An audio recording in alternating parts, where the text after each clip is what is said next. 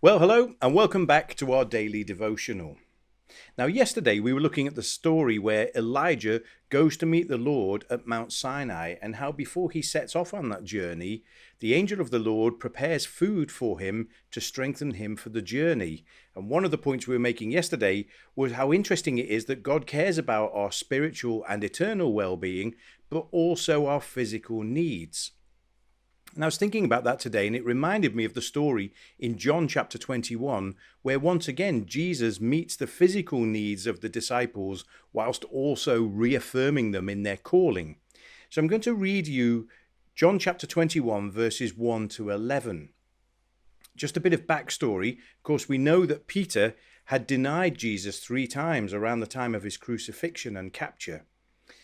Then Jesus has died and risen again, and he's made himself known to the disciples. So this is another occasion where Jesus meets the disciples, but this time he comes to their place of work looking to fellowship with them. So let's read these verses 1 to 11. Later, Jesus appeared again to the disciples beside the Sea of Galilee. This is how it happened. Several of the disciples were there: Simon Peter, Thomas, nicknamed the twin, Nathanael from Cana in Galilee, the sons of Zebedee, and 2 other disciples. Simon Peter said, "I'm going fishing." "We'll come too," they all said. So they went out in the boat, but they caught nothing all night. At dawn, Jesus was standing on the beach, but the disciples couldn't see who he was. He called out, "Fellows, have you caught any fish?" "No," they replied. Then he said, "Throw out your net on the right-hand side of the boat and you'll get some." So they did, and they couldn't haul in the net because there were so many fish in it. Then the disciple Jesus loved said to Peter, "It's the Lord." When Simon Peter heard that it was the Lord, he put on his tunic, for he'd stripped for work, jumped into the water and headed to shore. The others stayed with the boat and pulled the loaded net to the shore, for they were only about 100 yards from the shore. When they got there, they found breakfast waiting for them, fish cooking over a charcoal fire and some bread. "Bring some of the fish you've just caught," Jesus said. So Simon Peter went aboard and dragged the net to the shore. There were 153 large fish, and yet the net hadn't torn. I love the amount of detail in this story, especially the idea that John records that there were 153 fish. Clearly, that was a record catch, and there's an element of surprise that didn't tear the nets. And yet these are well-trained, experienced fishermen, and they'd been out all night and caught absolutely nothing. They were doing the trade that they'd learned. It was also the trade they were doing when Jesus first called them. And again, Jesus introduces a supernatural twist to the day's events.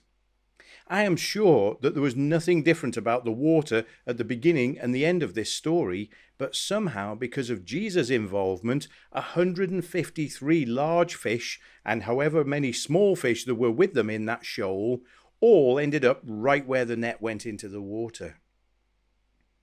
They'd been so unsuccessful. They tried time and time again, but that meant nothing in terms of their ultimate success. And I think we can apply something from this too. Jesus cares about our ability to provide based on our own efforts. And sometimes we're just trying and trying and trying and nothing is happening. But with Jesus' involvement, the exact same activities suddenly become incredibly productive, just like happened for the fishermen. Peter, it's interesting to think about him, isn't it? And how he must have been feeling about himself, about his relationship with the Lord, having denied Jesus at Jesus' time of maximum need and vulnerability. If that were me, I would be feeling terrible. And yet there's no hint of any barrier between Jesus and Peter in this story. As soon as John tells Peter that he thinks it's the Lord on the beach, Peter doesn't even think twice, leaps out of the boat. Of course, we've seen him do that before, and wades to shore this time to be with Jesus and to spend a few moments with Jesus while the rest of the disciples are dragging the nets with the boat to the shore. And that sense of Jesus realigning the relationship with Peter welcoming Peter back into fellowship and signing it with food, which is such a Middle Eastern thing to do, isn't it? Eating and drinking together was the essence of fellowship. The other thing that's really interesting is Jesus already had fish, so he didn't need the fish that the disciples had caught, but he invites them to bring some of the fish they've caught because he's drawing them into the fellowship of the meal. And I just love that sense that Jesus was caring for their physical needs, but weaving in the spiritual realities of their calling, reaffirming them in their calling, reminding him that he will help them as they go about their fishing business, not just for physical fish, but for souls. That he's reminding them that even if I'm not here, I will be helping you and I will guide you just like I did now, to just throw your net on the other side so that you catch the harvest that you need.